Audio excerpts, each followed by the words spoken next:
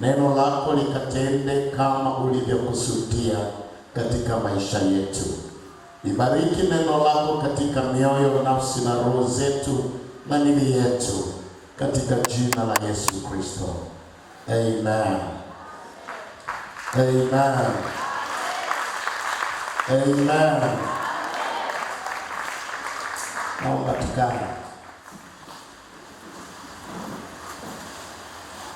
Nina mambo kama matatu nataka kuyazungumza moja baada ya jingine. Natamani nizungumze majina ya Mungu. Natamani nizungumze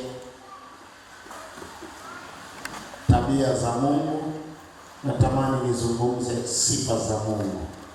Leo Mungu anijalie nizungumze majina ya Mungu. Bwana Yesu asifiwe sana. Naomba wasomaji kama watatu, naomba msimame wa 4 au 6 kabisa mpaka 7. Tutumie namba 7 nzuri, sababu leo ni siku ya 7.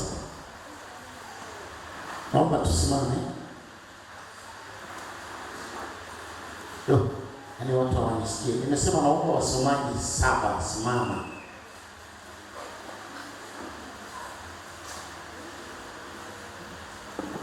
1, 2, 3, 4, 5, 6, 7. Safi. Haya, kwa hiyo nikitaja andiko wewe utasimama wa kwanza. Haya, namba 1 ni nani? Haya, Roja namba 1. Namba 2 Kinyaye. Namba 3 Mama Kinyaye. Namba 4 Mama Sintore. Namba 5 Epi. Namba 6 jina lako nani? Elisha. Elia, Elisha. Elisha. Upako maombi. Haya bwana. Wewe namba 6 Namba 7 ninatamani nihubiri. Ukiona tu ninatangaza maandiko mengi, sihubiri na fundisha. Nikihubiri sisomi maandiko mengi. Wale wana homiletics wananielewa kanuni za homiletics. Leo natamani nifundishe taratibu. Somo langu linaitwa majina ya Mungu, maana zake na utendaji wake.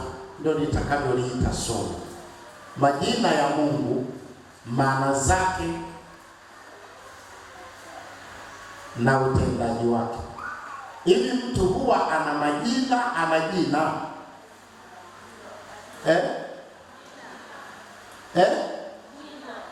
Ana jina. Watu wengine wanakataa baba. Ana majina. Mtu ana jina, ana majina. Ana jina. Hana majina. Hao waliosema hivyo wamepatia kabisa. Mtu hana majina, ana jina. Lakini Mungu ana majina. Yeye hana jina, ana. Na lengo la majina haya somo hili tutaangalia maana za majina na utendaji wake. Kutoka sura ya 3 mstari wa 14 na wa 15, msomaji wa kwanza. Kutoka sura ya 14 sura ya 3 mstari wa 14 na wa 15. Somo langu majina ya Mungu, maana zake na utendaji wake. Msomaji wa kwanza.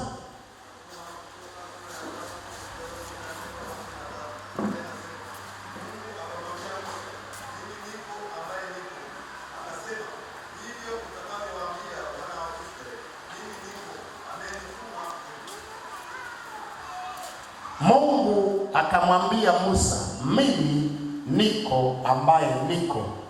Akasema, ndivyo utakavyowaambia wana wa Israeli, mimi niko amenituma kwenu.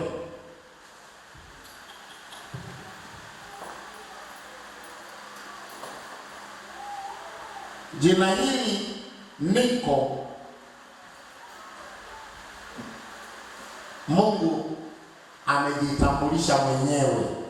Halikusemwa na malaika, halikusemwa na nabii. Mungu kasema, kawaambie mimi naitwa Niko ambaye niko. Bwana Yesu asifiwe sana. Sina muda wa kueleza mambo mengi sana hapa, lakini nitaka kusema kwamba jina ni utambulisho. Jina ni utambulisho. Kwa bahati mbaya, vizazi vyetu leo hatuelewi maana ya jina.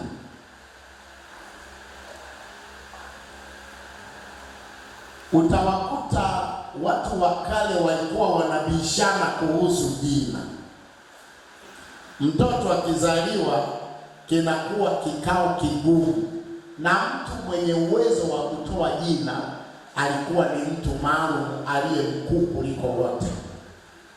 Yaani, kwa mfano mimi leo, baba yangu yupo, babu yangu awepo, na baba wa babu yangu ayewepo.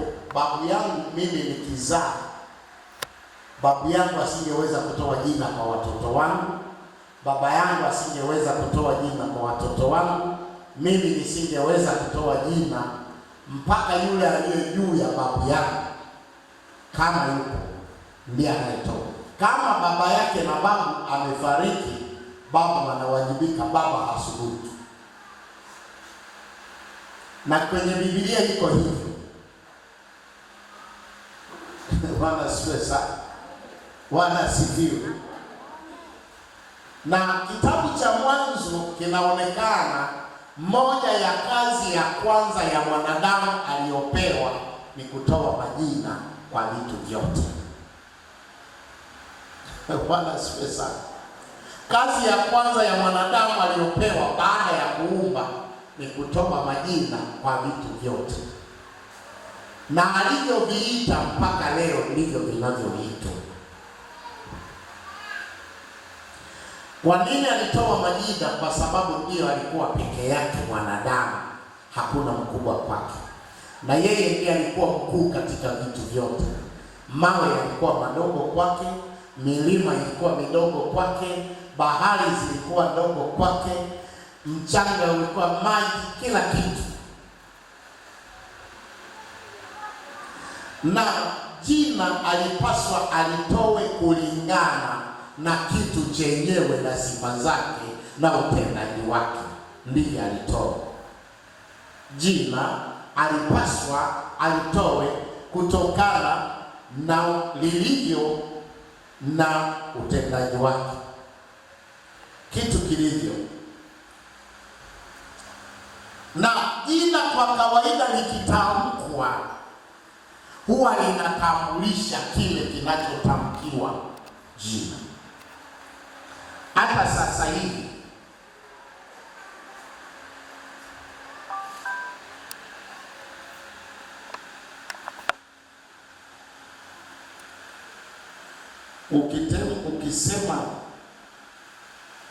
ukisema hata tujaribishie nini magari yetu, tujaribu kwenye magari.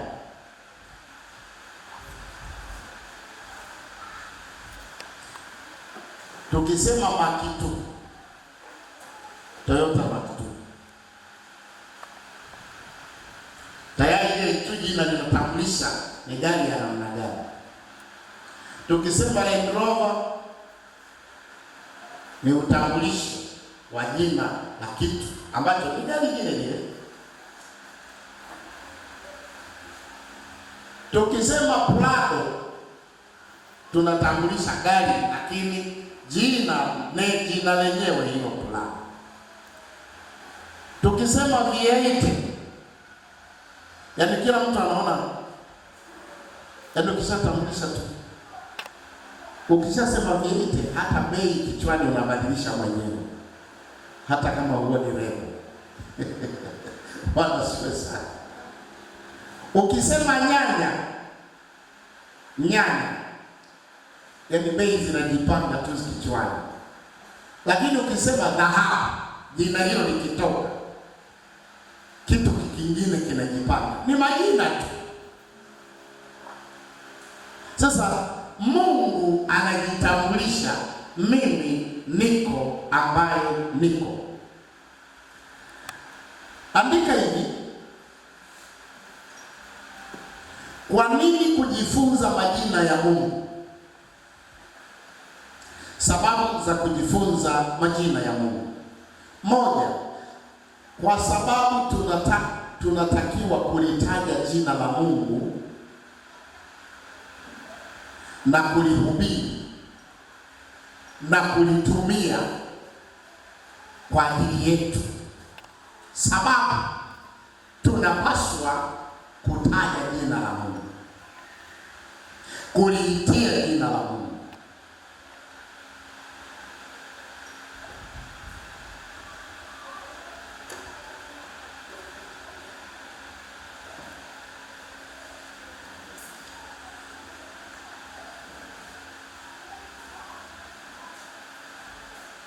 Hebu soma Zaburi 27.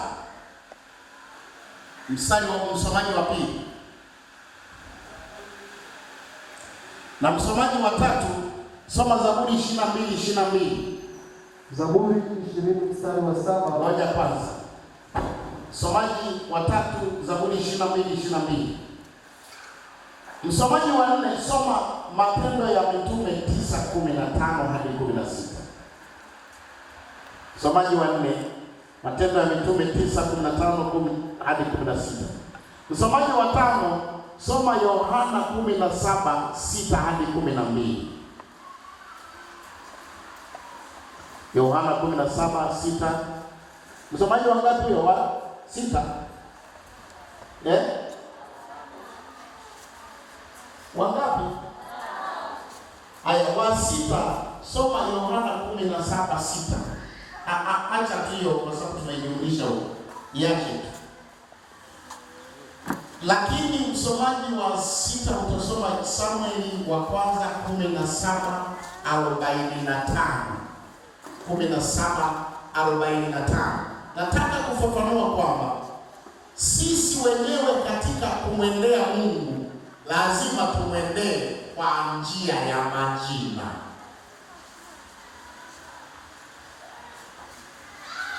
Ngoja nikuulize swali. Hapa tulipo ni wapi?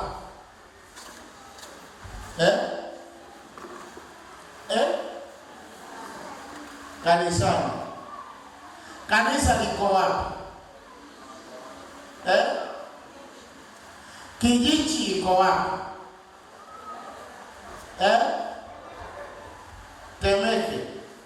Temeke iko wapi? Dar es Salaam. Dar es Salaam iko wapi? Tanzania iko wapi? Sasa ili ufike kijiji lazima ujue majina haya. Halo. Nilisema leo nikufundishe mpaka mtu aelewe kwa nini majina ya Mungu. Haleluya. Haleluya. Ukimjua Mungu kwa majina unamfikia na unafikia utendaji wake. Mama Kazoka kwao Njombe. Mtu wa Njombe akipata majina ya Dar es Salaam, Temeke, Kijiji, Kabojonga, Paulo Kazoka amefika. Wala sasa yuko Njombe hajafika Dar es Salaam, apate jina Dar es Salaam. Akilipata jina la Dar es Salaam apate jina Temeke. Akipata Temeke apate Kijiji. Akipata Kijiji apate Kabojonga. Akipata Kabojonga apate Paulo Kazoka. Bwana sifiwe. Bwana sifiwe. Haya, hebu tusomeni maandiko haya. Msomaji alimueleza Zaburi 20 mstari wa 7, Biblia inasema Hawa wanataja magari na hawa wanataja farasi, bali sisi tutalitaja jina la Bwana Mungu wetu. Mtu hutaja jina analolijua. Akifika mtu hapa kutoka Njombe, ataangalia wa Njombe, yule namfahamu, atataja jina hilo. Wanaotaja magari wanajua majina ya magari, wanaotaja farasi wanajua majina ya farasi, lakini sisi tunajua jina la Bwana Mungu wa majeshi. Haleluya, haleluya. Kwa mimi nitataja. Kwa nini mtu anataja waganga? Juzi nilikuwa naongea na familia yangu, mpaka nilikuwa nasema, Mungu, huwezi ukanisaidia hawa wasiwe familia yangu? Yaani hawaelewi chochote kuhusu Mungu, wanaelewa waganga tu. Kuna familia yangu, ndugu zangu fulani, yaani hakuna wanachoelewa, hata hospitali hawaelewi.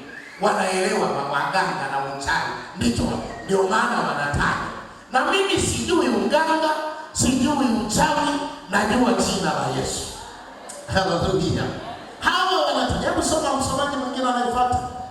Zaburi 22 mstari 22 anasema, nitalihubiri jina lako kwa ndugu zangu, katikati ya makusanyiko nitakusifu.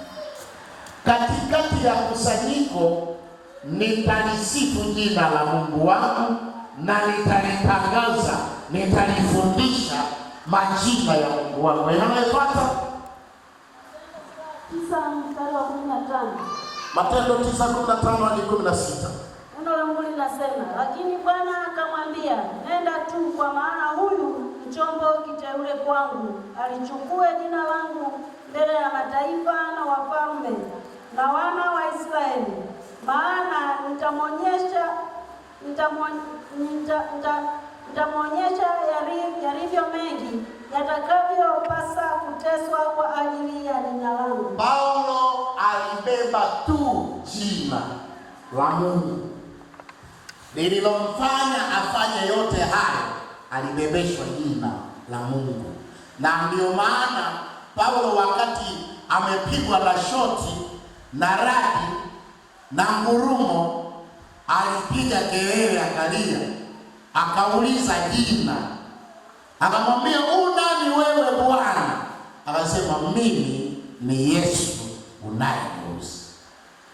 Yesu akampa jina. Msomaji anayefuata. Yohana 17:6-12. Jina lako nimewadhihirishia watu wale ulionipa katika ulimwengu. Walikuwa wako, ukanipa mimi, na neno lako wamenishika. Sasa wamejua ya kuwa yote ulionipa yatoka kwako. Kwa kuwa maneno ulionipa nimewapa wao, nao wakayapokea, wakajua hakika ya kuwa nalitoka kwako. Wakasadiki ya kwamba wewe ndiwe uliyenituma. Nami nawaombea hao, siuombei ulimwengu, bali hao ulionipa, kwa kuwa hao ni wako, na wote walio wangu ni wako, na walio wako ni wangu, nami nimewafukuza ndani yao, nami nimetukuzwa ndani yao. Wala mimi simo tena ulimwenguni, lakini hawa wamo ulimwenguni. Nami naja kwako, Baba Mtakatifu, kwa jina lako ulilonipa, uwalinde hawa, ili wawe na umoja kama sisi tulivyo. Nilipokuwapo pamoja nao, mimi naliwalinda kwa jina lako ulilonipa, nikawatunza, wala hapana mmoja wao aliyepotea, ila yule mwana wa upotevu, ili andiko litimie. Jina nimewadhihirishia na nimewapa jina lako, na kwa hilo jina lako ndilo nililowalinda, na kwa hawakupotea kwa sababu kwa jina lako niliwalinda, na mimi nawaacha kwa jina lako. Bwana asifiwe.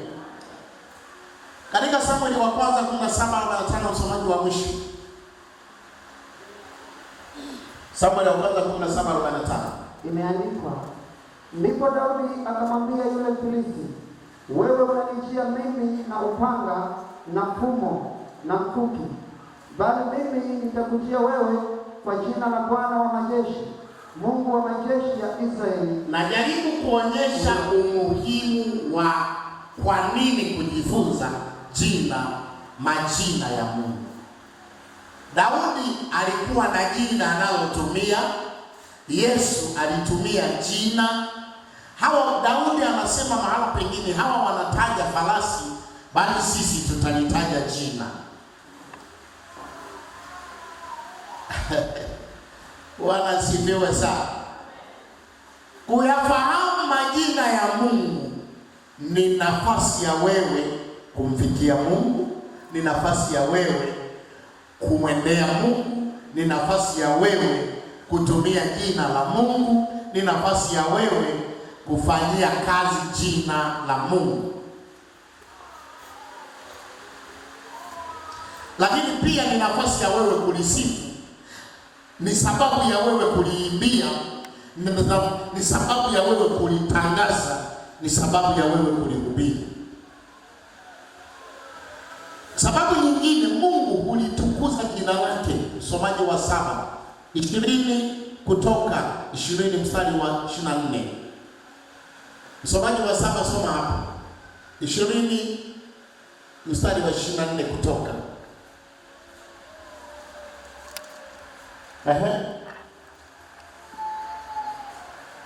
Mungu mwenyewe amelitukuza jina lake.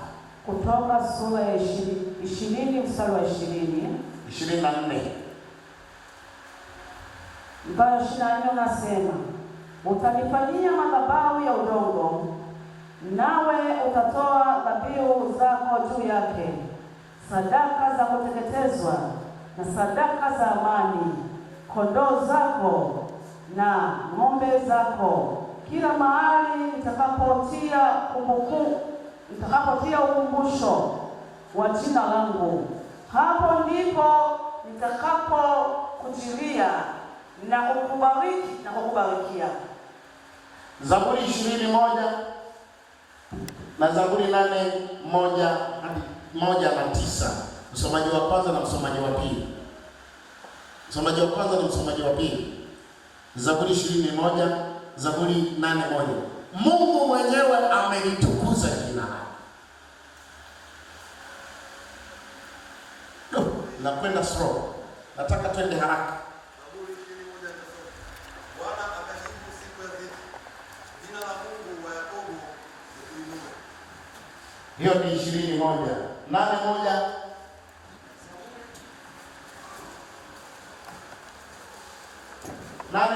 Zaburi sura ya 8 mstari wa kwanza.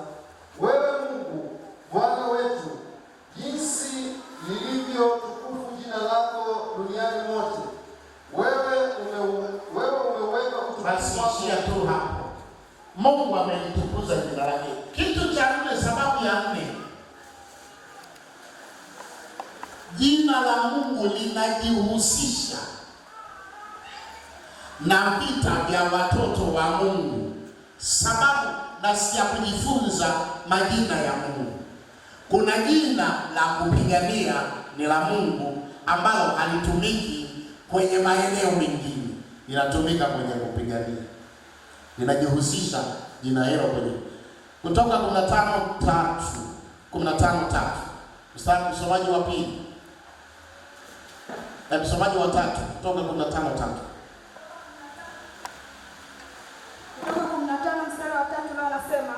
Bwana ni mtu wa vita, Bwana ndilo jina lake. Haya majina yote ni jina, ana jina la vita.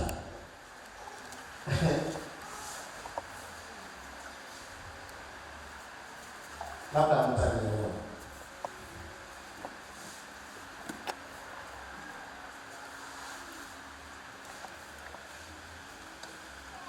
Mimi nikiwa chuoni naitwa mwalimu. Nikiwa hapa naitwa mchungaji. Ni majina ya nini haya?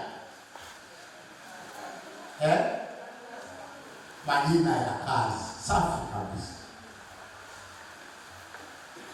Bahati basi huko. Wewe jina lako ni nani? Bahati. sio mwalimu. Shule au nafundisha. Bwana sikiwa sana. Kumbe yule ni mwalimu, jina lake la kazi, taaluma yake ni mwalimu.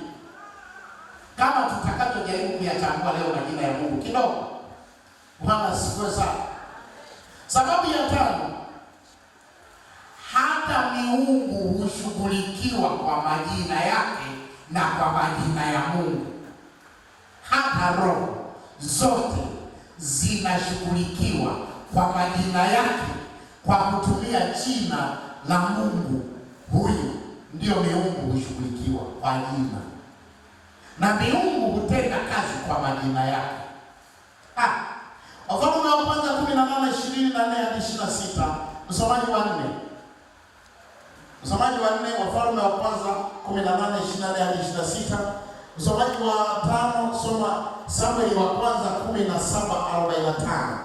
Samueli wa kwanza 17:45. Sorry, si ni Wafalme hii. Nafikiri hii ni Wafalme wa kwanza 17:45. Ni Wafalme wa kwanza 17:45. Kwani msomaji wa ngapi huyo? Wa 4. Msomaji wa 5, soma Luka 19 mstari wa 38. Luka 19 mstari wa 38. Msomaji wa 6, soma Ufunuo 6:8. Msomaji wa 6, soma Ufunuo. Hata miungu inatenda kazi kwa majina yake. Ukisoma kitabu cha Kutoka, kila pigo walilopigwa wa Misri lilikuwa linashughulikiwa jina la Mungu mmoja wa Kimisri, na kila pigo lilikuwa na jina moja la Mungu Yehova. Bwana sifiwe. Haleluya.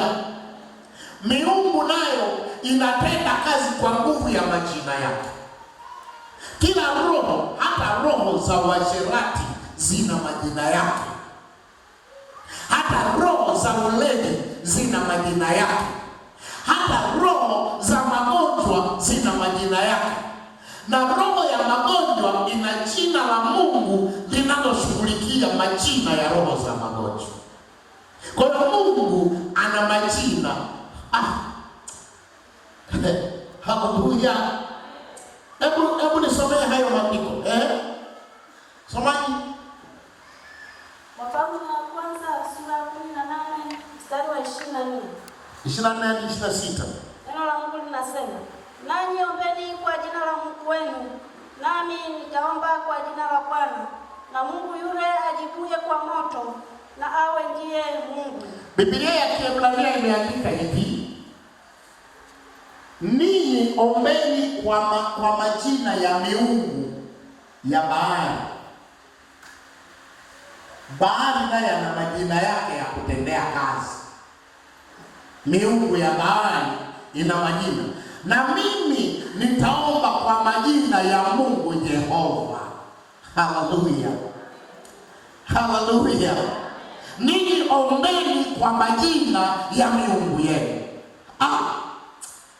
Ni vizuri kutambua majina ya Mungu na namna ya kushughulika na majina ya Mungu katika majina ya miungu kupingana.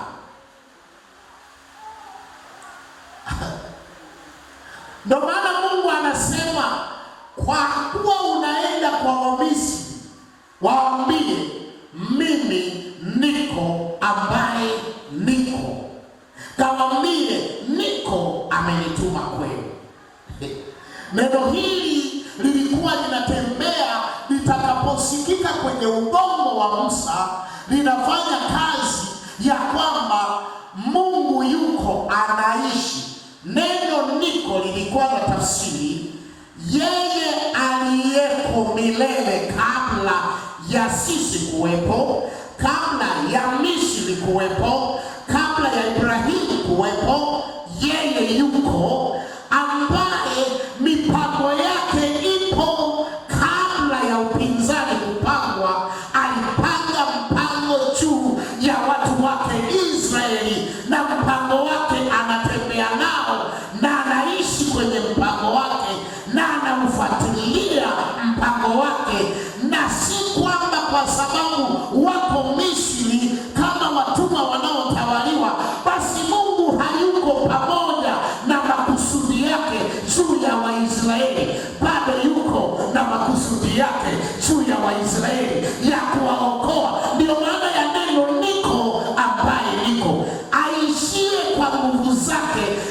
asiye kwa nafsi yake, asiyetegemea nguvu za baba Ibrahimu wala jeshi la Israeli. Yeye niko ambaye niko.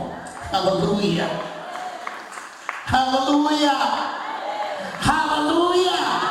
Waambie niko pamoja na Israeli, na mpango wangu niko pamoja nao, na utaifa wa Israeli niko pamoja nao. Hata kama wako Misri, mimi niko. Ndio maana ya jina niko ambaye niko. Haleluya. Ni muda wangu mtoshi nikilitafsiri hii. Jana wakati nalisoma nikaanza kububujika na nenda kwa lugha mwenyewe ninapolitafsiri neno niko ambaye niko. Jina la Mungu. Haleluya.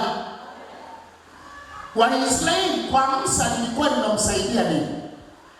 Kwa Musa lilikuwa linamsaidia kujua kwamba kumbe Mungu bado anatembea na mpango wake. Kwa Waisraeli lilikuwa linaenda kurudisha matumaini ya kwamba kumbe bado agano la Mungu anatembea nao kwa ajili yetu. Kwa Wamisri lilikuwa linatembea nini? Wasifikiri Mungu amewaacha Waisraeli wawatende watakavyo. Yeye Mungu yupo kwa ajili ya kuwatetea Waisraeli. Haleluya, haleluya, haleluya. Mimi niko ambaye niko.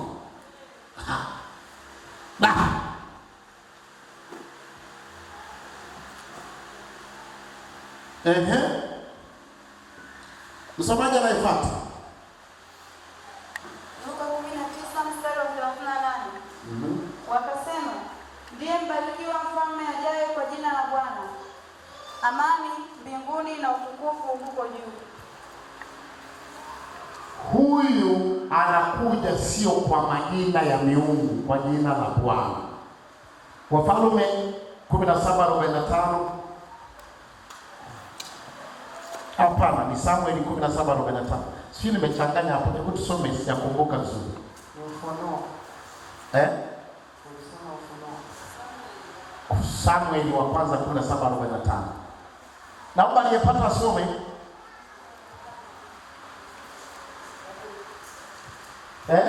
Samueli wa 17:45 inasema, ndipo Daudi akamwambia yule Mfilisti, wewe unaniingia mimi kwa upanga na fumo na mkuki, bali mimi ninakujia wewe kwa jina la Bwana wa majeshi, Mungu wa majeshi ya Israeli uliowatukana. Goliati na Wafilisti wanavuviwa kuwashambulia Waisraeli kwa majina ya madango. Daudi kwa jina la Mungu anamkabili Goliati na Wafilisti. Anasema mimi nakujia kwa jina la Bwana Mungu wa majeshi. Bwana Yesu asifiwe. Ufunuo 6:8. Ufunuo 6:8 imeandikwa, nikaona anatazama farasi wa rangi ya kijivujivu, na yeye aliyempanda jina lake ni Mauti, na Kuzimu akafuatana naye. Jina lake ni Mauti na Kuzimu. Yaani jina la huyo farasi aliyempanda ni Mauti. Miungu nayo ina majina yake. Sasa siwezi kukutafsiria mpaka hapo, niishie hapo. Tuanze kuangalia majina ya Mungu sasa. Jina la kwanza la Mungu. Kwa mara ya kwanza kabisa Mungu alijitambulisha kwa jina la Mungu Mwenyezi.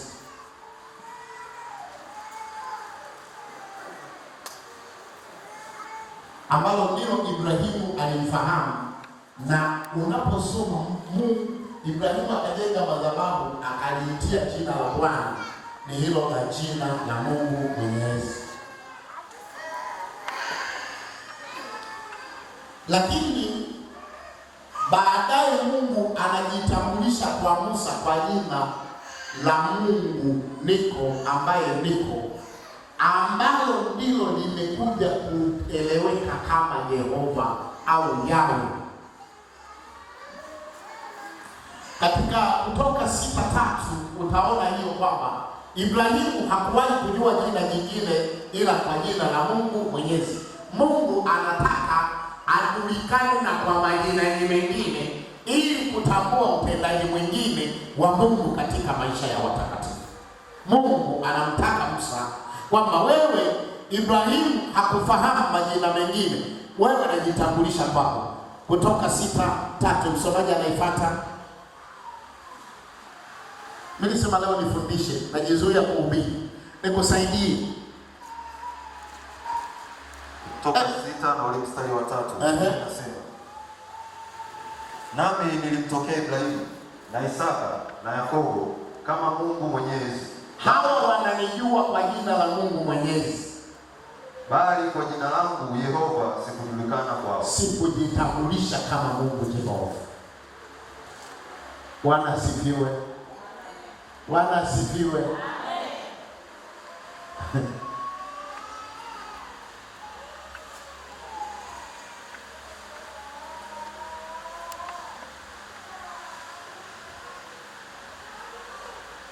Hebu andika haya yafuatayo.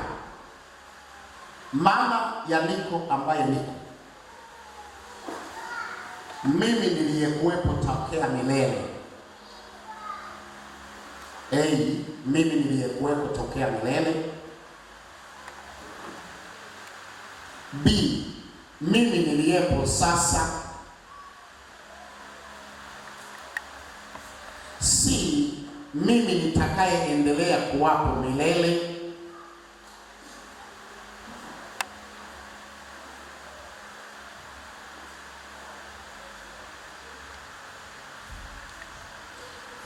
B, mimi ambaye naishi kwa nafsi yangu na kwa nguvu zangu bila kutegemea kitu chochote.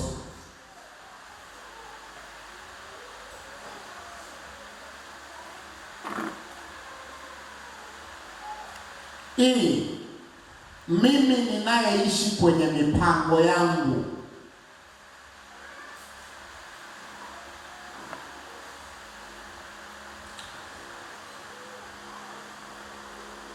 Neno hili Mungu Mwenyezi ndilo alilolitumia kumwabudu Mungu Ibrahimu, Isaka na Yakobo. Na unaweza ukayaona haya, yaandike haya. Mwanzo 12:8. Mimi sisomi hayo. Mwanzo 13:4, hapo sisomi. Mwanzo 16:13, huyo ni Ibrahimu anamtafuta Mungu kama Mungu Mwenyezi. Hata Yakobo na Isaka wanamfahamu hivyo. Mwanzo 32:27 hadi 30. Niishie hapo jina Mungu Mwenyezi. Namba 2, jina la pili Elohim. Elohim ambalo nitataja maandiko machache lilimoandikwa Elohim ni Mwanzo 28:7. Inasema Elohim. Ni Zaburi ya 56 inataja Elohim. Kama msomaji mtawahi kusoma, mtajipanga vizuri kusoma. Msomaji wa kwanza Mwanzo 24:7, msomaji wa pili Zaburi ya 56, msomaji wa tatu Isaya 37:16, Isaya 37:16, na Isaya msomaji wa 4 Isaya 54:5,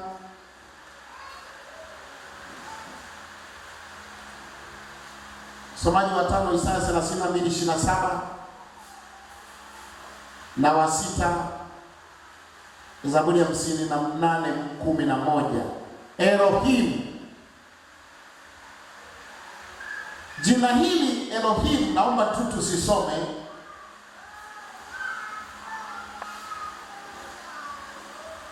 Huamaanisha yafuatayo: muumbaji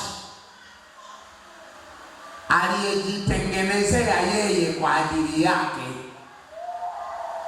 Yaani ukiona dunia hii, ukiona miti, hata kama unakata mti, ujue Mungu alijiumbia yeye.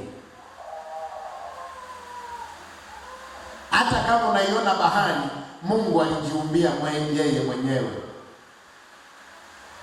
B,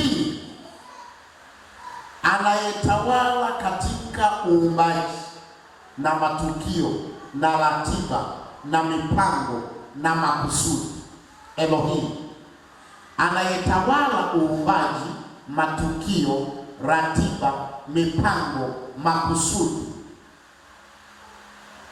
Ndio maana ya jina Elohim. Si hakimu, mwamuzi, mhukumu. Si hakimu, mwamuzi, mhukumu, anayehukumu kila kitu yeye. B, Mwokozi. Jina Elohim limetumiwa mara 2570 katika Agano la Kale. Limetumiwa mara 2570. Kwa nini?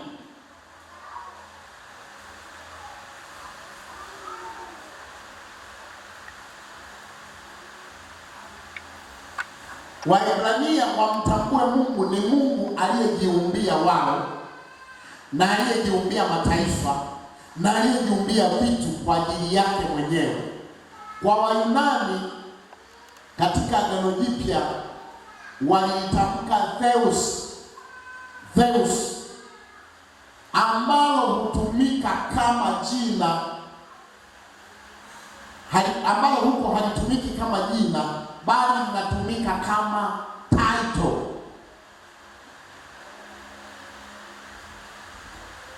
Jina hili linamtambulisha Mungu, utendaji wake, uumbaji, umiliki, utawala. Halitumiki kama jina lake, linatumika kama utambulisho. Kama ambavyo mimi ninaitwa mchungaji, lakini nina jina langu naitwa Joseph.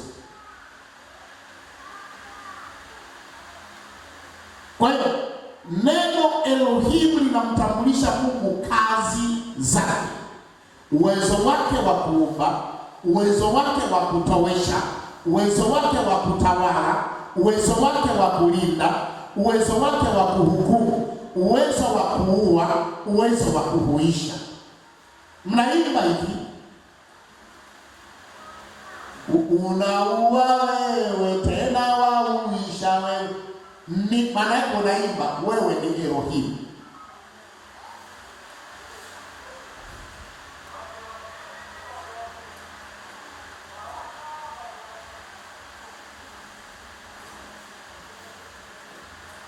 Elohim ni jina la wingi, halina umoja. Nani anajua umoja wa maji? Kuna jina la maji ambayo unaweza kuyataja kwenye umoja, sio wingi. Naomba tusaidie Mswahili mzuri. Walimu labda mnautana. Walimu, mama mnaelewa? Maji, nataka kutaja maji moja, nitajeni.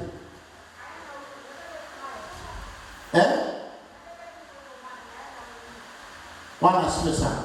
Kwa Elohim linatumika katika wingi wa Mungu, ambayo maana yake tunaweza tukaangalia labda mistari miwili au mitatu nikupe.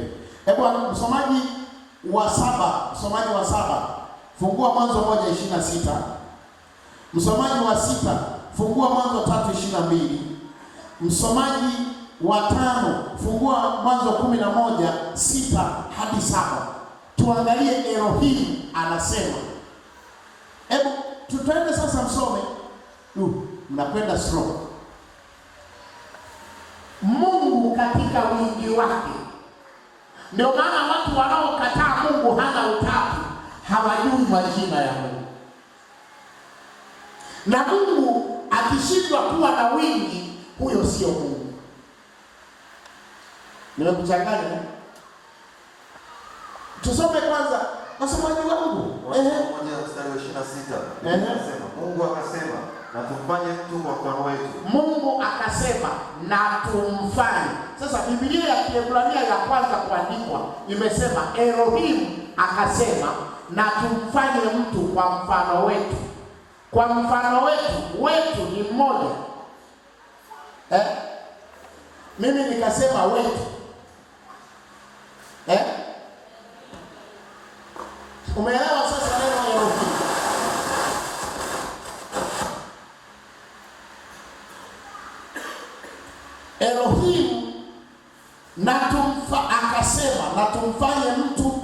kwa mfano wetu na kwa sura yetu.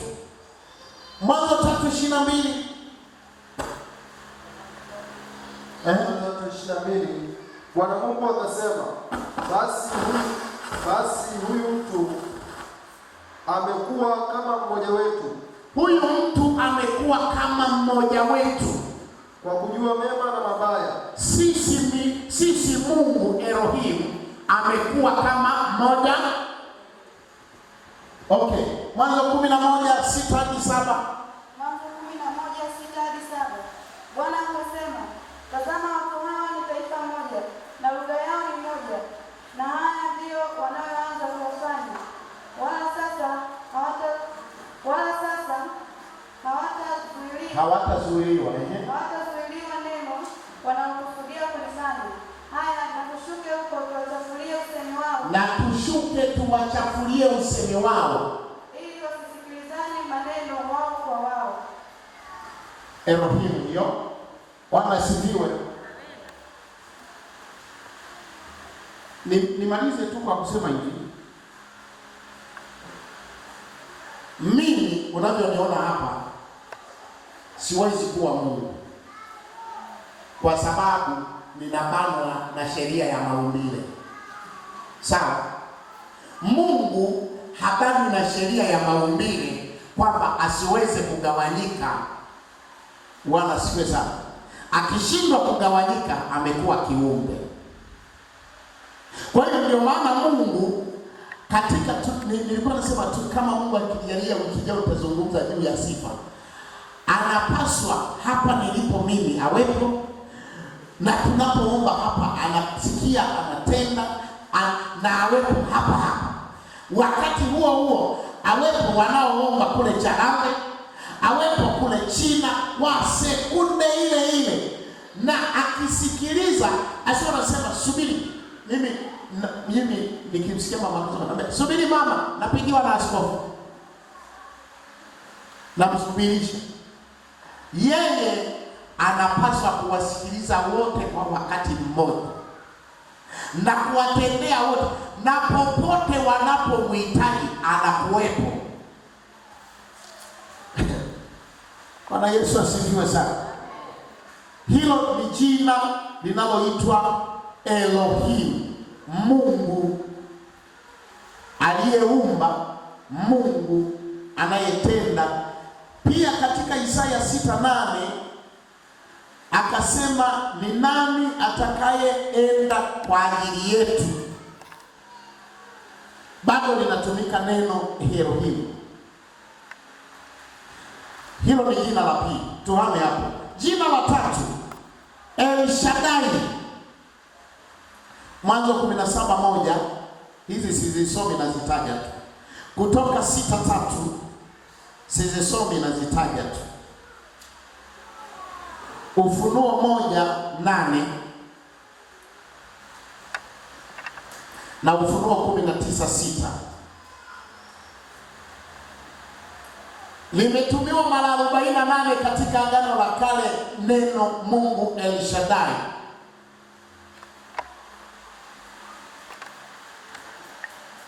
Katika Ayubu mara 31.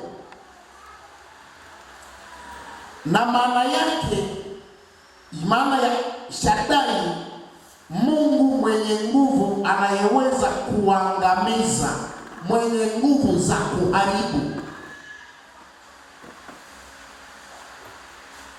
na kuangamiza maadui wa mpango wake na maadui wa watu wake. El Shaddai.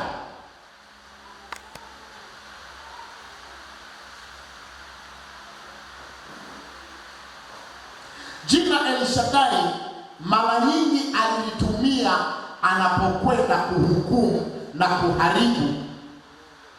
Alipokuwa anakwenda Sodoma na Gomora, ndio alitumia El Shaddai.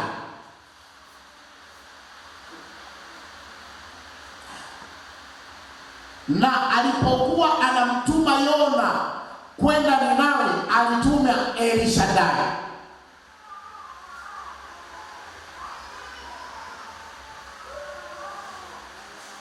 Neno El Shaddai linamaanisha humaanisha uwezo wake wa kuharibu mipango, nguvu, falme, madhara yanayoharibu mpango wake au watu wake. El Shaddai. Jina la 4, Jehova Elioni. Mwanzo 14:18 hadi 19. Hili husisitiza mamlaka yake Mungu katika ulimwengu mzima. Hutawala falme, mamlaka na ufalme. Humaanisha utawala usio na mipaka yoyote. Bwana Yesu asifiwe sana. Elioni maana yake Mungu anaweza kaingilia hata kwenye ndoa. Mungu anaweza kaingilia hata kwenye kanisa.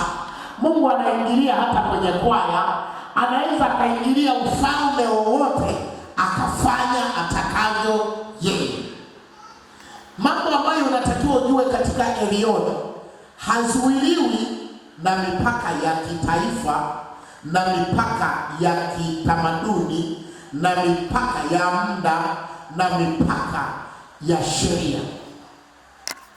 Ndio maana walipomwita Yesu akamwambia ameivunja Sabato, alisema mimi ni Elioni. Ninaweza kuingilia mipaka yoyote nikavunja. Mimi ni Elioni. Danieli amelieleza vizuri sana hili katika, naomba hii tuisome. Danieli 4:17, msomaji wa 5 soma hapo. Na msomaji wa 4 soma Danieli 4:34 hadi 37.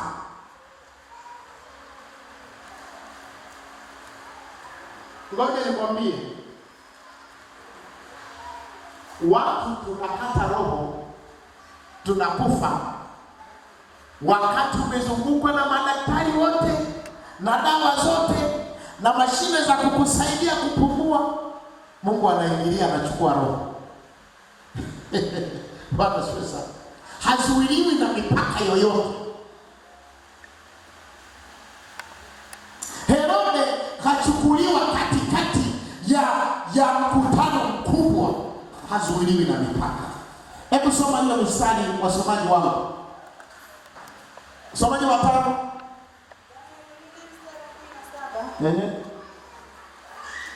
Hukumu hii imekuja kwa, narudia tena, Danieli 4:17.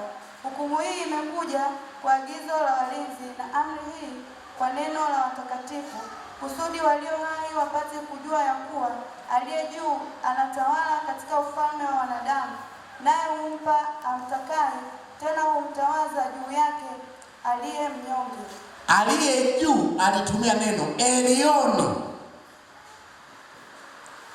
Danieli neno hili ametumia Elioni. Danieli 4:38 hadi 37 soma. Neno la Mungu linasema, hata mwisho wa siku hizo mimi Nebukadneza nikainua macho yangu kuelekea mbingu, fahamu zangu zikanirudia, nikamhimidi yeye aliye juu, nikamsifu na kumheshimu yeye aishie milele, kwa maana mamlaka yake ni mamlaka ya milele, na ufalme wake hudumu toka kizazi hata kizazi. Na watu wote wanaokaa duniani wamehesabiwa kuwa si kitu, naye hufanya kama atakavyo katika jeshi la mbinguni na katika hao wanaokaa duniani. Katika jeshi la mbinguni hufanya kama atakavyo, na katika hao wanaokaa duniani yeye aliye juu. Neno Elioni lazima uweke mambo makubwa mawili. Aliye juu alianza kulitamka Melkizedeki katika kitabu cha Mwanzo 14:18. Alianza kulitamka Melkizedeki na 14:18 hadi 19.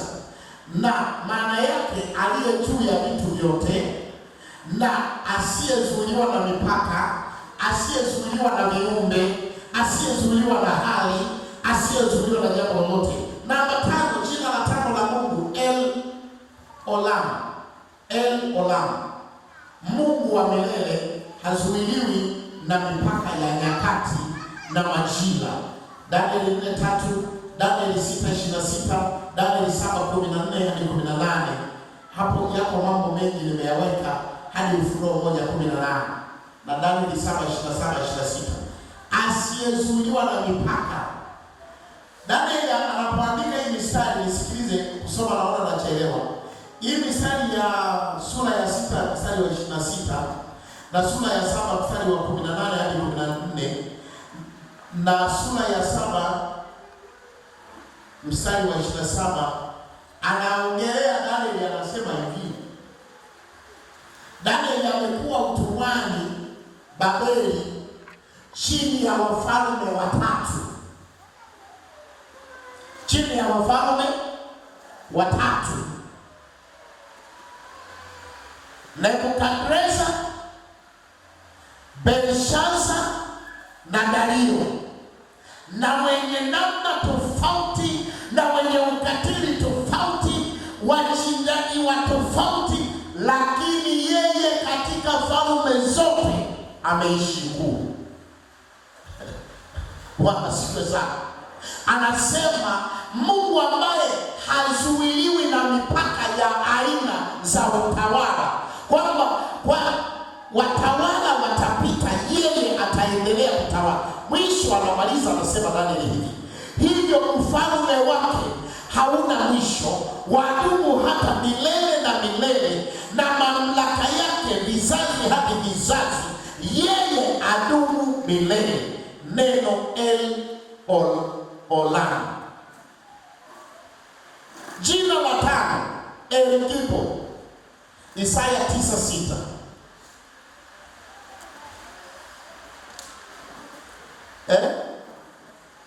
Jina la sita. Okay, jina la sita, El-Gibo, Isaya 6:9. Na uweza wa kifalme utakuwa mabegani mwake, naye ataitwa Mungu mwenye nguvu. Neno El-Gibo ni Mungu mwenye nguvu, humaanisha Mungu mwenye nguvu kwa kupigania watumwa wake au watu wanaoishi kimasihi. Kutoka 1:7-9 na Nyakati wa Kwanza 16:11.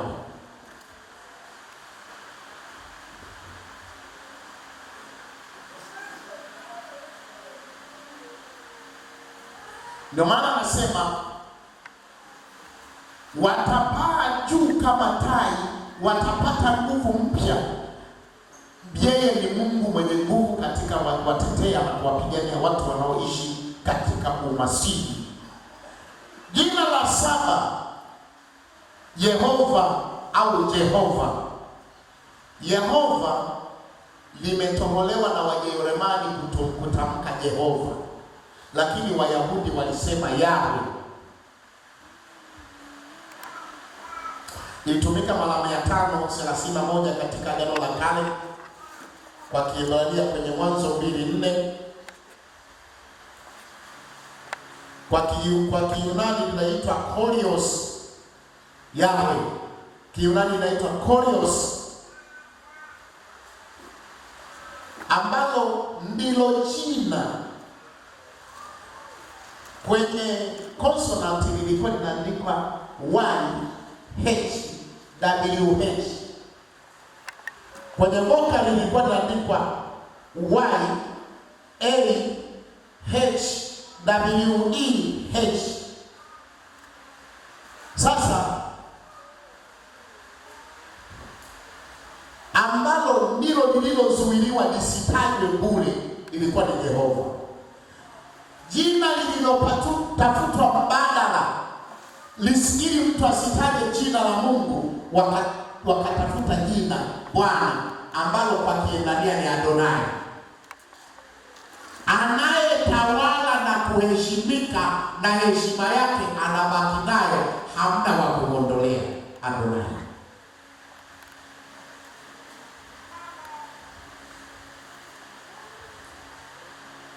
Yawe lina maelezo mengi sana, naomba niishie tu hapo kwamba Yawe ambalo ni Yehova ndio lililotoholewa likatokea Adonai, nabii yake ikatokea Yehova Sabaoth.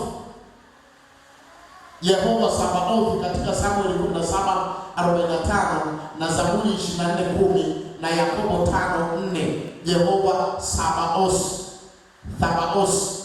hutafsiriwa kuwa Bwana wa kusanyiko au Mungu wa majeshi au Bwana wa majeshi na au Mungu mwenye majeshi yake mbinguni na duniani. Si likatoholewa kutoka Yehova ile, ambalo maana yake Bwana atajipatia katika Mwanzo 22:13-14. Bwana atajipatia kutoka bila kuhitaji kwa mtu, kwenye utupu Mungu atapata. Yaani Yehova ile maana yake Mungu atapata tu, hata kama hakipo yeye hatakosa. Maana yake ni nini? Ibrahimu asingemtoa Isaka, Mungu alikuwa anaweza kumpata mwanakondoo Yesu. Bwana siwe sana. Yaani Mungu ana sadaka ya kuridhisha moyo wake. Kwa hiyo asipopewa mwanakondoo Isaka, ana mwanakondoo. Na Ibrahimu angemtoa kweli akamchinja, Isaka angepatikana. Ndio maana ya Yehova jina. Ndio maana akasema kwamba kwa imani Ibrahimu alimtoa Isaka akiamini kwamba atampata tena Jehova Jireh.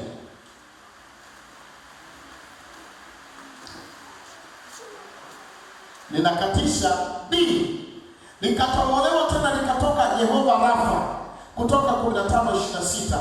Mungu ni mponyaji, Bwana huponya, yeye ni uzima wa watu wake. Jehova Rafa, Mwanzo 15:26. Likatolewa tena likatoka Jehova Shalom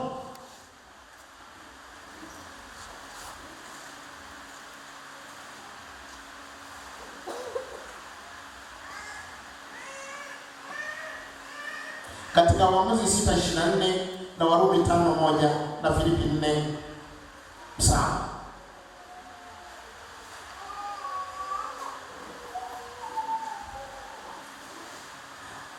Likatolewa tena likatoka Jehova Rohi, Mungu ni mchungaji wa watu wake.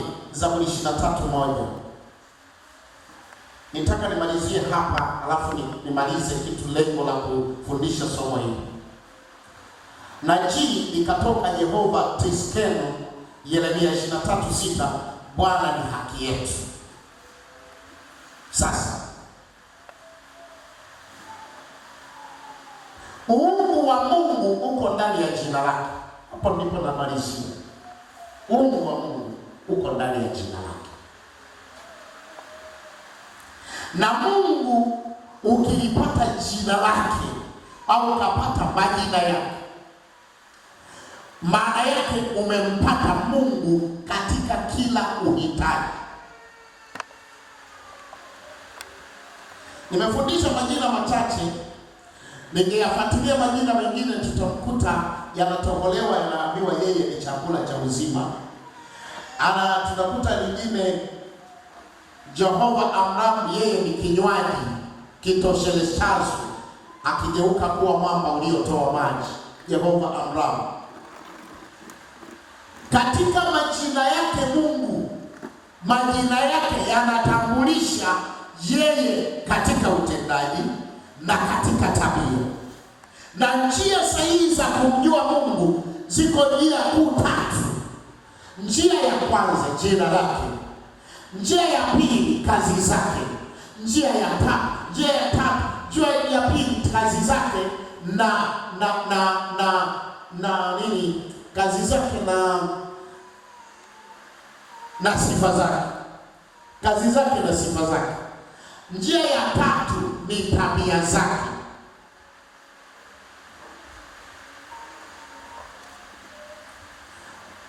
Katika sifa za Mungu, majina yake yanatambulisha sifa zake, namna anavyoweza kugusa watu. Na nisome maandiko machache kwenye kuhitimisha hapa. Yohana 5:43. Msomaji wa kwanza fungua hapo. Msomaji wa pili fungua Yohana 14:13 hadi 14. Msomaji wa pili Yohana 14:13 hadi 14. Msomaji wa tatu fungua Ufunuo 3:12. Msomaji wa tatu fungua Ufunuo 3:12 na msomaji wa nne fungua Ufunuo 19:12 hadi 13. Yohana 5. Ngoja kwanza. Msomaji wa kwanza, wa pili, wa tatu, wa nne. Wa tano fungua Matendo 4:7 hadi 12. Msomaji wa tano. Hapo nimalizie hapo. Msomaji wa sita fungua Waefeso 3:15. Na msomaji wa saba fungua Filipi 2:9 hadi 10. Kumjua Mungu kwa majina yake. Jina la kazi linamtambulisha daktari, na wakati mwingine daktari ana jina la ziada, daktari wa meno. Bwana asifiwe sana. Daktari wa moyo. Na ndiyo majina haya Mungu yanayomtambulisha, na alijitambulisha makusudi kutaka watu wamjue kwamba wakiwa katika mazingira haya yeye anaitwa nani.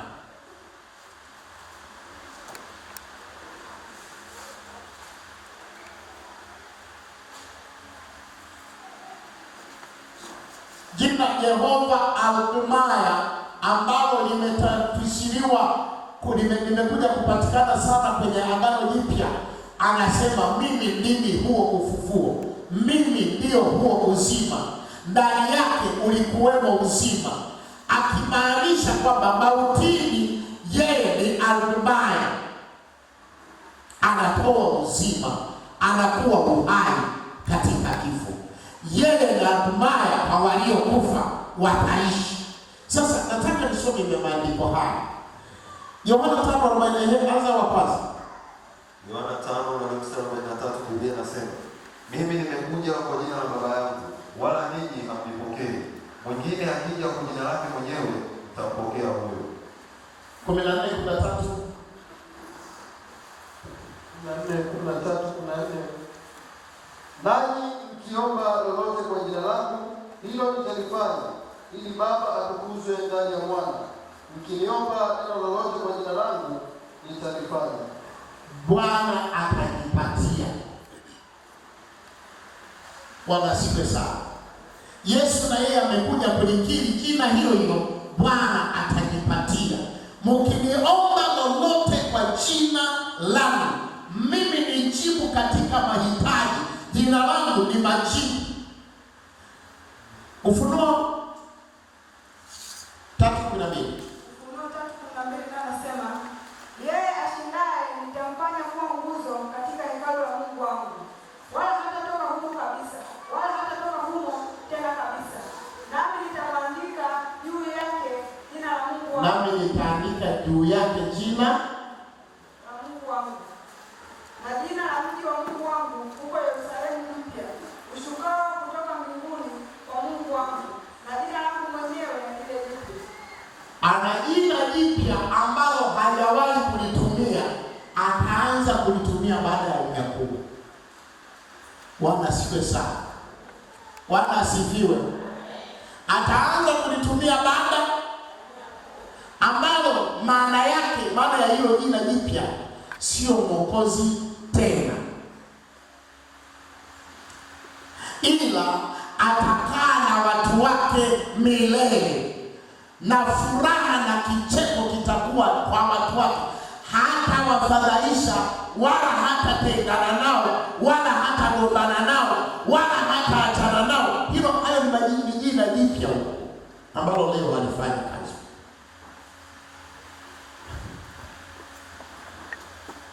Ufunuo 19:12 inasema, na macho yake yalikuwa kama mwali wa moto, na juu ya kichwa chake vilemba vingi naye ana jina lililoandikwa asilolijua hakuitwa mtu ila yeye mwenyewe, naye amevikwa vazi lililochovya katika damu, na jina lake aitwa Neno la Mungu. Bwana asifiwe sana.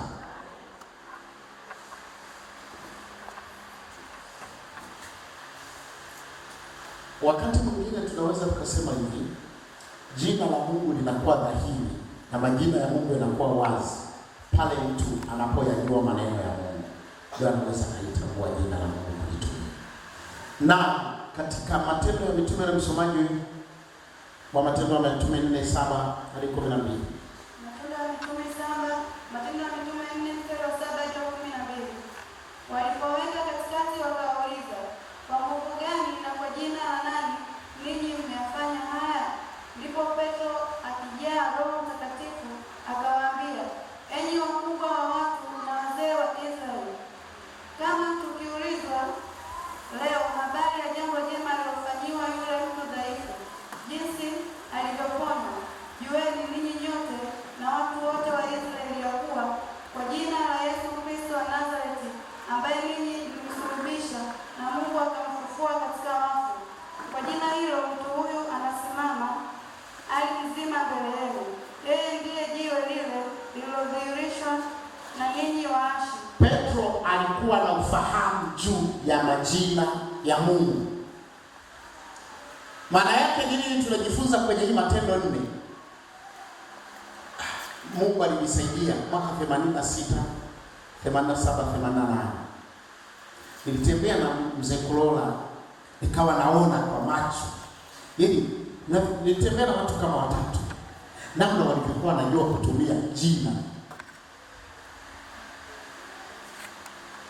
Lakini yeye ashindaye nitaliandika jina la Mungu wako juu ya kipaji chake, na lile jina jipya asilolijua mtu nitampa. Wanaulizwa, hapana, kwa namna yeyote, si rahisi. Kwa jina gani? Mnaweza mkamwambia kiwete, kwa jina gani? Akasema jina lile la Yesu, ambalo ninyi hamkulipa thamani, hamkujua maana yake, hamkujua nguvu zake, hamkujua tafsiri zake, ninyi mkaliona ni la kisiasa. Jina hilo la Yesu limeinua miguu ya kiwete, na sasa macho yenu yanaona, anatembea kwa jina lake Yesu. Bwana asifiwe sana. Jina la Yesu limefunuliwa kwa Petro, lakini watu waliomsulubisha halijafunuliwa kwao. Wafilipi 3:15. Waefeso 3:15 sorry.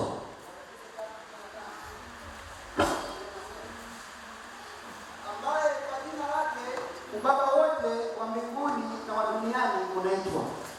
Tafsiri nzuri hapa ni hii: majina yote ya Mungu yamekamilishwa na kudhihirishwa ndani ya jina la Yesu. Bwana asifiwe. Bwana asifiwe. Hakuna furaha kama sisi tunaoishi sisi. Anasema Ibrahimu hakumjua kwa jina la Jehova, lakini sisi tunaoishi leo, jina hili limebeba majina yote ya Mungu. Ubaba wote wa mbinguni unaitwa kwa jina. Hebu usome tena mstari huu. Mungu akusaidie. Ambaye kwa jina lake ubaba wote wa mbinguni na wa duniani unaitwa. Wafilipi 2:9 hadi 10 na tunamaliza. Wafilipi 2:9 hadi 10. Biblia inasema, kwa hiyo tena Mungu alimwadhimisha mno, akamkirimia jina lile lipitalo kila jina, ili kwa jina la Yesu kila goti lipigwe, na vitu vya mbinguni na vitu vya mbinguni na vya duniani. Si umenielewa? Umenielewa? Tungekuwa tunaishi enzi za Ibrahimu, ulitakiwa uwe unatembea na bango la majina ya Mungu. Ukiingia vitani utafute jina la kutumia. Ukiungua utafute Jehova Rafa. Ukitindikiwa au ukitaka kuomba utafute Jehova Jireh. Lakini sasa katika jina la Yesu, mwandishi mmoja wa Mashariki ya Kati akasema hivi. Sijajua sasa alifunuliwa na Mungu.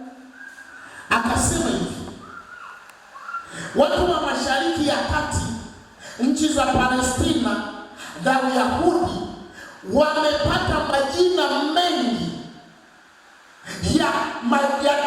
yatakayowapeleka kwa Mungu, lakini wamepungukiwa jina moja ambalo wangelijua hilo hakuna lisilowezekana kwao.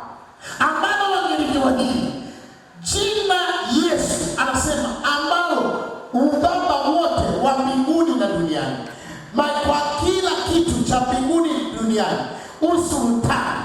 Hebu soma, maliza hapo. Maliza hapo. Na kila mstari wa 10, ili kwa jina la Yesu kila goti lipigwe, na vitu vyote vya mbinguni na vya duniani, la vitu vyote vya mbinguni na vya duniani, ili kwa jina la Yesu. Kwa lugha nyingine tunasema hivi: tunapotaja kwa jina la Yesu, tumetaja Thabahos, tumetaja Eligibo, tumetaja Pristeni, tumetaja Shama, tumetaja Elohim, tumetaja Al-Arama, El-Arama. Yani tunapotaja kwa jina la Yesu, vitu vyote Mungu amelikirimia jina hili. Sasa ufahamu wako tu ujue kwamba jina hili limebeba majina yawezayo kutiisha kila aina ya jina, majina ya milima yote, hata kama lingekuwa jina gani, majina yote ya magonjwa yaliyopo na yatakayotokea, majina yote ya bakteria. Ndio maana mtu mmoja aliniuliza siku moja, nilikuwa naombea watu hapa, akasema, mbona baba unapoombea unaita wewe malaria? Nasema na wewe, yenye bakteria wanalijua jina la Yesu, jina lililo juu ya majina yote. Malaria wanasikia, yanapiga magoti. TB inasikia, inapiga magoti. Sukari inasikia, inapiga magoti.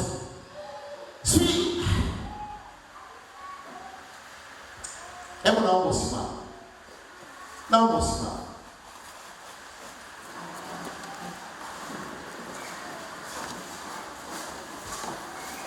Sikikipa naenda mbinguni Baba, tukalitaja jina la Yesu. Siku moja amenipigia yeye analia, akanipigia mama yake analia, akanipigia mumewe analia, wote wanalia. Na yeye sijawahi kumwambia, ndio anasikia leo.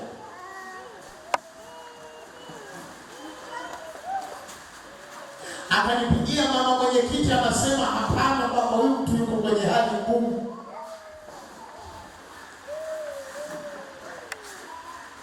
Ili kwa jina la Yesu kila goti lipigwe, la vitu vya mbinguni na vya duniani. Kila goti. Goti maana yake ni nini? Ni kusalenda, ni kushushwa chini, ni kunyenyekeshwa kwa jina la Yesu. Jina la Yesu limebeba mamlaka.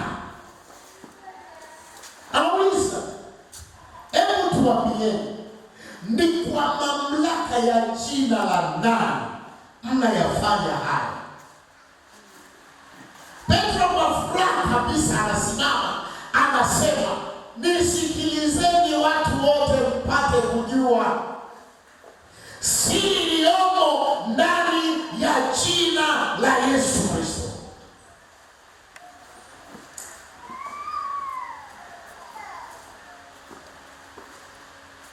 Yeye nitampa ile maana na lile jina nitampa. Jina la Mungu, jina la Yesu linahitaji mshindi aliyeshinda dhambi, aliyeshinda majaribu. Wakati wa majaribu hakuanguka, hilo jina ndani yake linaanza kutenda kazi. Akiliapply linatenda kazi.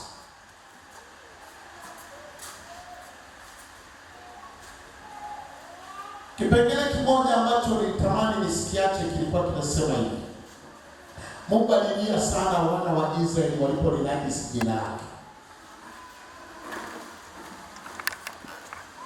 Mungu alikasirika sana, hata manabii waliomboleza sana, mpaka wakaweka amri kwamba mtu yeyote atakayelinajisi jina la Bwana na auawe, na wasiohudhuria kumuua wauawe.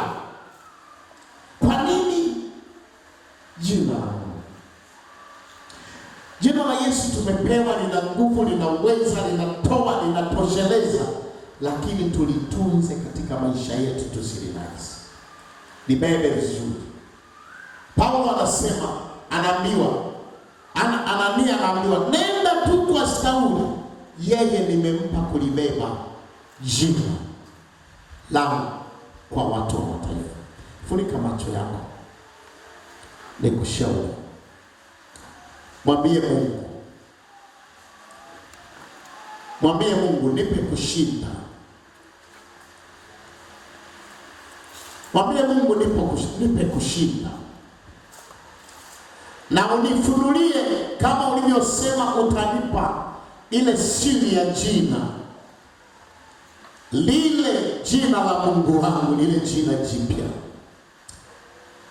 ili kwa jina la Yesu kila goti lipigwe mbele yetu na mbele yako, na kila ufalme upige magoti mbele yetu kwa jina la Yesu.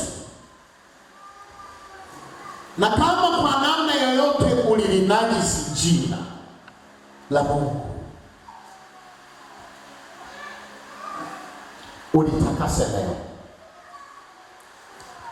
Kwa namna yoyote ulilinajisi jina la Mungu, litakase leo. Mwambie Mungu, naomba kulitakasa jina lako. Naomba kulitakasa jina lako. Na uone kama mtu ambaye umepata neema ya kubeba jina. Kina Petro wanajivunia, wanafurahia wanapoulizwa, kwa jina gani mnafanya? Kwa mamlaka gani mnafanya? Wanatamba kwa jina la yule Yesu. Jina lake tumelitamka. Huyu kiwete anatembea, huyu kiziwi anasikia, huyu kipofu anaona, huyu mkoma anatakaswa, huyu mauti aliyekuwa maiti Dorcas anaishi kwa jina hili la Yesu Kristo. Maana ni jina ambalo ni uhai mauti. Yesu ni uhai mauti. Yesu ni nuru gizani. Yesu ni jua la usiku. Inapokuwa giza, jina lake ni nuru. Unapoona huoni pa kwenda, huoni njia ya kupita, hauoni msaada, jina lake, jina lake. Biblia inaniambia Ibrahimu akajenga madhabahu, akaanza kuliitia jina la Bwana Mungu. Oh, natamani mwanamke, anza kuliitia jina la Mungu leo. Anza kuliitia jina la Mungu leo. Anza kuliitia jina la Mungu leo.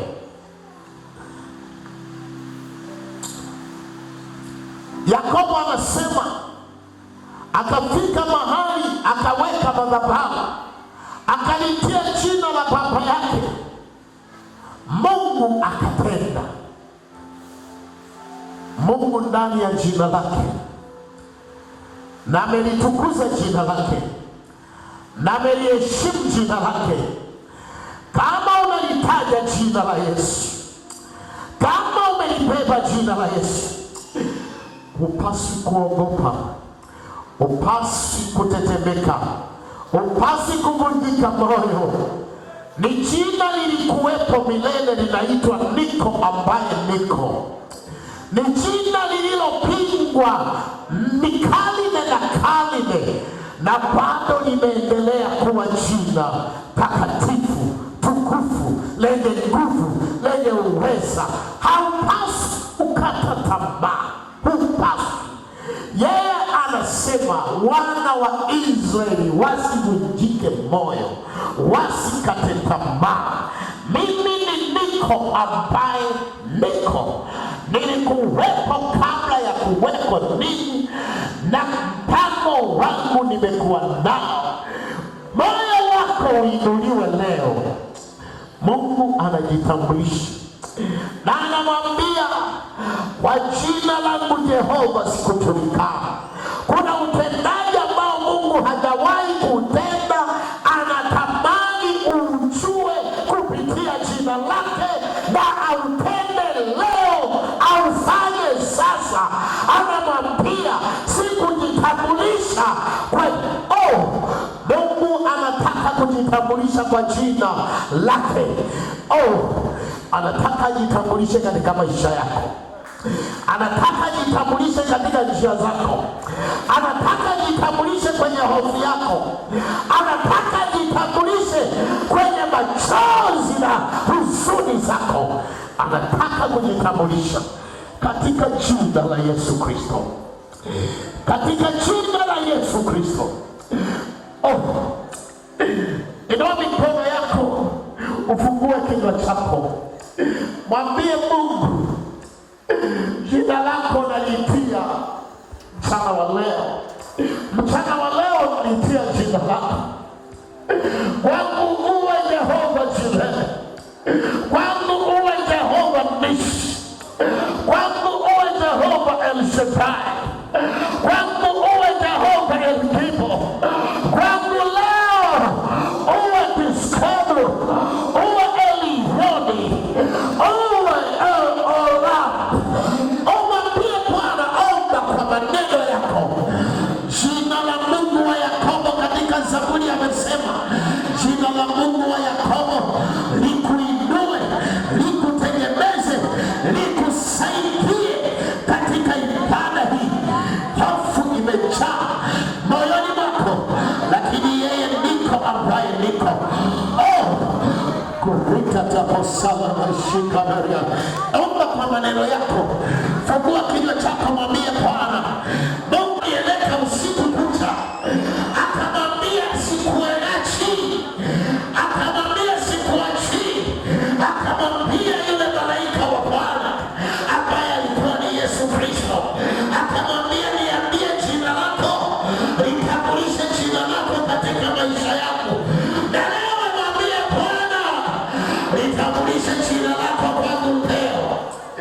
Mwambie Mungu, litambulishe jina lako kwenye afya yangu, litambulishe jina lako kwenye maombi yangu, litambulishe jina lako kwenye mahitaji yangu, litambulishe. Mungu akamuuliza, kwa nini unaniuliza juu ya jina langu?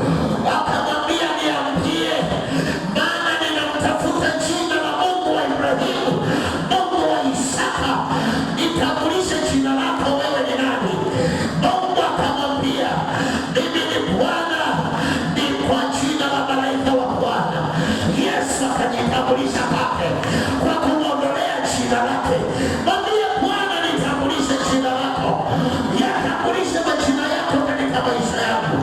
Mwambie na wewe leo, Mungu kama alivyomwambia Yakobo, sitakuachia. Niambie jina lako, sitakuachia. Kama wewe ni Mungu mponyaji, jitambulishe kwa uponyaji katika maisha yangu. Kama wewe ni Mungu unayepigania, ni Bwana wa majeshi, ni Mungu unayeshuka kupigania katika vita, jitambulishe kwa kunipigania. Kama wewe ni Mungu unayesimama na mpango wako na kutetea na kulinda na kuhakiki na kuhukumu, simama uhukumu Kristo aliye hai. Mwambie Mungu, mwambie Mungu, omba kwa maneno yako mwenyewe katika jina la Yesu Kristo aliye hai. Katika jina la Yesu. Baba, nimelisema neno lako kwa wanawake na wanaume hao. Baba, nimelihubiri jina lako kama Yesu ulivyosema. Jina lako nimewajulisha, jina lako nimewatambulisha, jina lako nimewadhihirishia, ili Mungu niwalinde, ili niwaponye, ili niwatetee, ili niwaokoe, ili niwapiganie, ili niwasaidie, ili niwapatie majibu. Nimewafundisha juu ya jina lako, ili Bwana liwatengeneze, liwahudumie katika jina la Yesu Kristo, katika jina la Yesu Kristo. Kila miungu na majina yake ambayo ulipigana nayo kwa jina lako, miungu ya Babeli ulipigana nayo kwa jina lako, Elia akashindana na miungu ya Baali kwa jina lako. Nasi Bwana, kila miungu inayoshindana nasi tunasimama nayo kinyume kwa jina lako. Kila miungu inayoshindana na Asha tunasimama nayo kinyume kwa jina lako. Kila miungu inayoshindana na mipango ya usawi wa watu wako tunasimama nayo kinyume kwa jina lako, katika jina la Yesu. Kila roho ikapawashiko yametesa katika jina la Yesu Kristo aliye hai, katika jina la Yesu Kristo aliye hai, ambalo kwa jina lake ubaba wote wa mbinguni na wa duniani unaitwa, ambao kwa jina lake kila jina linapiga magoti, kila jina linapiga magoti, kila mamlaka inashuka katika jina la Yesu. Roho ya hofu, roho ya woga, roho ya kuvunjika moyo, katika jina la Yesu piga magoti sasa, katika jina la Yesu yakufe sasa, katika jina la Yesu ondolewa sasa, katika jina la Yesu itoke sasa, katika jina la Yesu. Roho za magonjwa ili ulitumie litende kazi kwako. Hebu usikae hivyo, mwambie Bwana nisamehe kulinajisi jina lako. Tengeneza, ulitakase jina la Bwana, ulitakase jina la Bwana. Ombe rehema, likusamehe, likuokoe, likuponye, likusaidie katika jina la Yesu aliyemwinua, jina lililomwinua yule mtu wote katika mlango wa hekalu, ule mlango mzuri. Ninalitaja juu ya majina ya magonjwa yaliyomo kwenye miili hii, ninalitaja jina la Yesu kwa madhaifu yaliyomo ndani ya miili hii, kwa jina la Yesu. Nina udhaifu wa mwili huu katika jina la Yesu. Ninalitangaza jina la Mungu wa kazi katika jina la Yesu, katika jina la Yesu, katika jina la Yesu. Majina ya magonjwa, miungu ya majina ya tauni, ukimwi, kwa jina la Yesu ninapoita kwa majina yenu, ewe ukimwi, kwa jina la Yesu na kutangazia kwa jina la Yesu. Utakaye kuwako, jina lako liko pamoja na watu wako, linatembea nao na makusudi yako na mipango yako katika elababosa elaboboreawasa elakaminesite. Ninasikia kutamka jina la Yesu, ninasikia kulitangaza jina la Yesu na kazi zake na nguvu zake na sifa zake juu yako leo. Nataka kulitangaza jina ligusa karapo zeki ililamo ikareka mapasa. Nasikia rohoni, Roho wa Mungu anataka kulitangaza jina la Mungu kwenye maisha yako. Anataka alitangaze na kazi zake na nguvu zake na uweza wake katika jina la Yesu.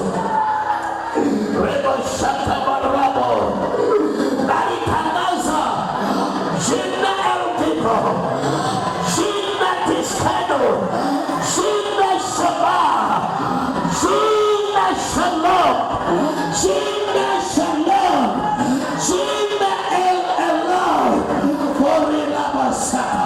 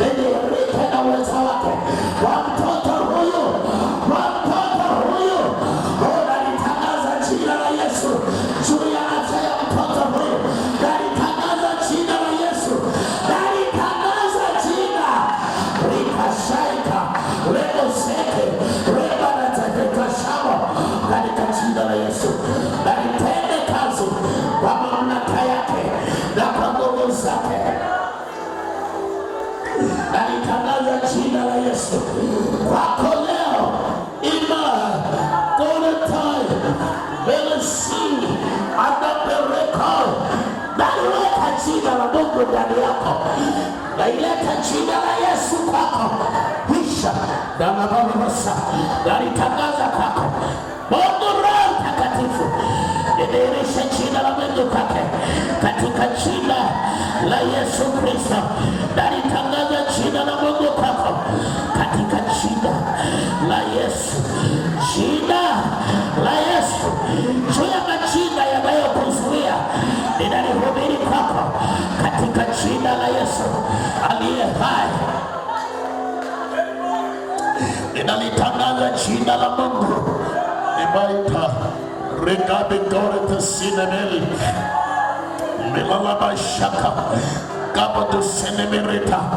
Nalitangaza jina la Yesu. Nalitangaza jina la Mungu kwako. Ninalihubiri juu ya kazi zako. Ninalihubiri juu ya utu wako na juu ya falme na miungu ikupingayo katika jina la Yesu Kristo aliye hai. Ninalitangaza jina la Mungu kwako. Kota kasare bekre lemori desa mani na narubu polisai yandarapa polisi riporikai rapa shaka. Bwana, ninalihubiri jina la nguvu zako juu yake katika jina la Yesu Kristo. Ninalitangaza jina lako kwa jina la miungu, kwa majina ya miungu yashindanayo naye, kwa majina ya miungu yaliyosimama kinyume naye. Ninalitangaza jina la Mungu kwako katika jina la Yesu Kristo aliye hai, aliye hai. Tena ulitukuze tena, ulitukuze tena juu ya watu hao katika jina la Yesu.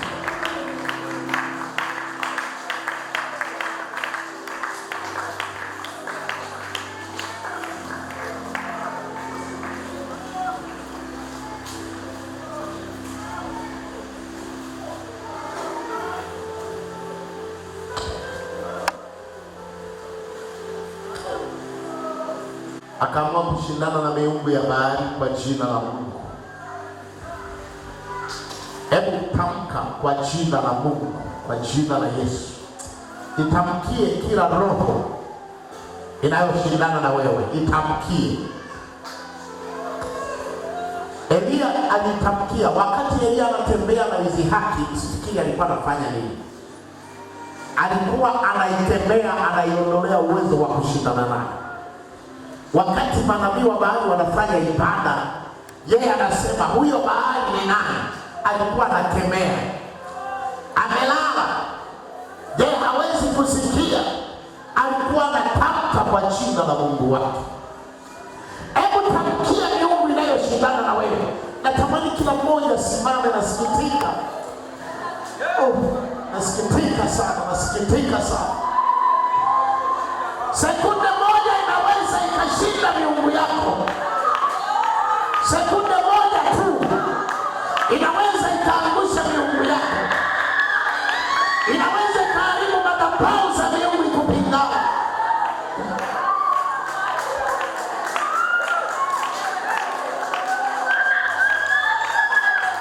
Roho Mungu ananiambia tamka juu ya roho kwa jina la Mungu. Itamke hiyo miungu ishindanayo nawe. Hiyo miungu inayopigana na wewe itamke. Elia anasimama anaiambia wewe Baali, kwa jina la Mungu leo tuko ana kwa ana na wewe. Kama sori la mashaka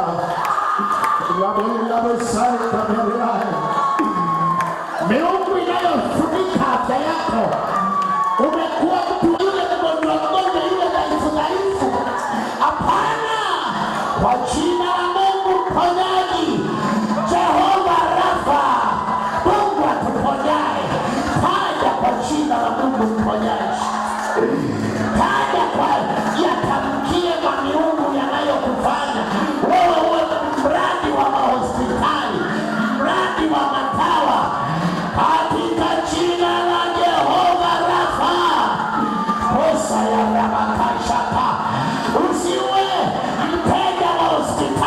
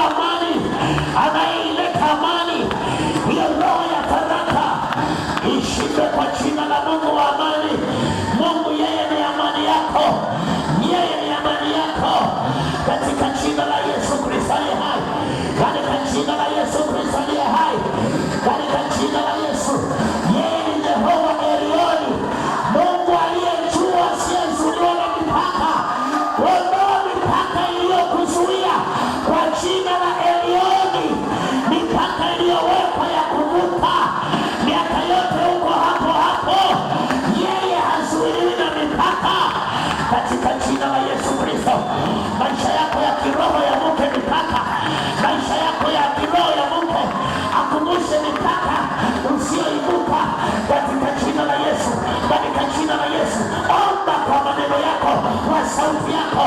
Mwambie yeye aliyeweka mipaka, yeye aliyezuia usifunge ndoa, yeye aliyezuia usiendelee na masomo, mpaka huo yeye ni Elioni.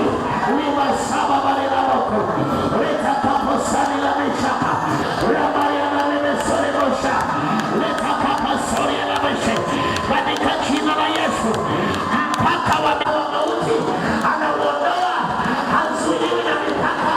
Ndio maana hata Lazaro alipokufa hawakuishi, yeye akaondoa huo mpaka, Lazaro akaishi kwa jina la Yesu. Aliye zaidi ya mipaka, asiyezuiliwa na mipaka, asiyezuiliwa na chochote, tamka kwa jina la Yesu, tamka kwa jina la Yesu, kwa maneno yako, kwa jina la Yesu Kristo. Roho ya mipaka, roho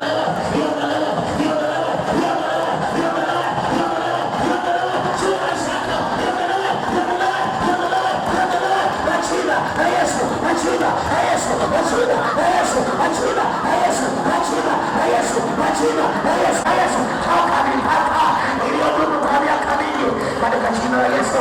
Katika ulimwengu wa roho ninaona mipaka inapasuliwa, ninaona mipaka inaondolewa juu ya maisha, ninaona mipaka inavunjwa katika jina la Yesu. Naona mipaka inavunjwa kwa jina la Yesu, naona mipaka inaondoka kwa jina la Yesu, kwa jina la Yesu, kwa jina la Yesu, kwa jina la Yesu, kwa jina la Yesu. Ufalme wake hauna mwisho, ufalme wake hauna mipaka, katika jina la Yesu, katika jina la Yesu, katika jina la Yesu, katika jina la Yesu. Nenda Mungu, jina lako livuke mipaka ya maisha yao, livuke mipaka ya fahamu zao, livuke mipaka ya imani zao, livuke mipaka katika jina la Yesu aliye hai. Roho wa Bwana yathibitishe maneno ya unabii huu, Roho wa Bwana yathibitishe maneno ya unabii huu juu ya maisha ya wana wa jina la Yesu Kristo aliye hai.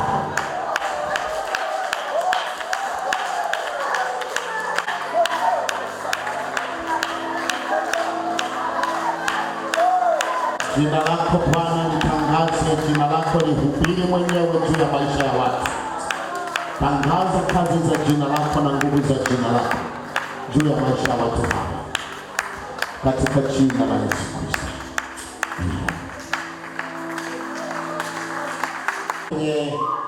Kwenye mitandao nimeitumia kuhubiri, kwa hiyo wakanifahamu moja kwa moja, ndiye tunayemfuatilia kwenye mtandao, na mpaka wameomba waje hapa.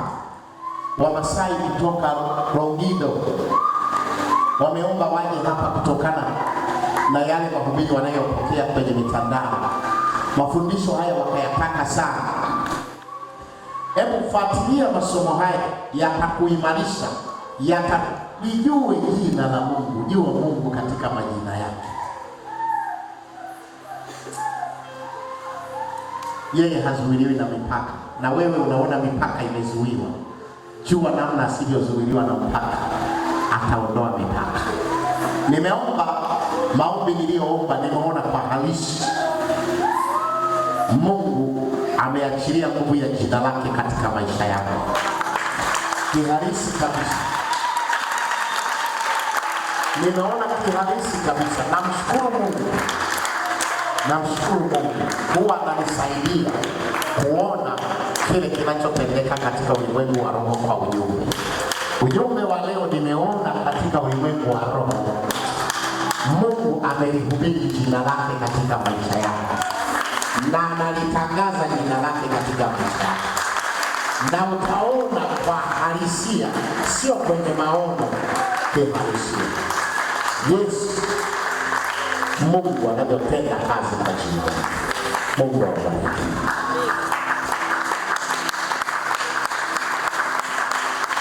Nitaomba halmashauri tubaki Alhamisi